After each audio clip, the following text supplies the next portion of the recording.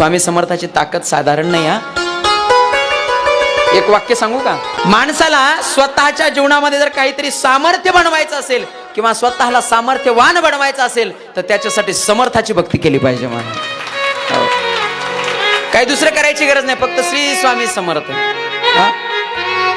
बघा ना, तुम्ही तुमच्या जीवनातलं जर संकट तुम्हाला दूर करायचं असेल, बरेच माणसं जीवनामध्ये त्रस्त असतात, काही ना नोकरीमध्ये अडचणी येतात, जीवनामध्ये अडचणी येतात.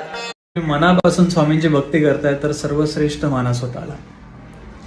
जर दर गुरुवारी न चुकता स्वामींच्या मठात जाताय, तुम्ही घरातून बाहेर पडल्यानंतर तुम्हाला सगळीकडे स्वामी दिसताय, गाडीच्या काचेवर, औदुंबराच्या खाली, कोणाच्या घरातला फोटो किंवा कोणाच्या दुकानातली मोठी फ्रेम, तर सर्वश्रेष्ठ माना स्वतःला. प्रत्येक चांगल्या वाईट वेळेमध्ये जर तुमच्या मुखातून श्री स्वामी समर्थ निघताय तर सर्वश्रेष्ठ माना स्वतःला, कारण स्वामींनी ह्या सगळ्यासाठी तुम्हाला स्वतः निवडले. स्वामी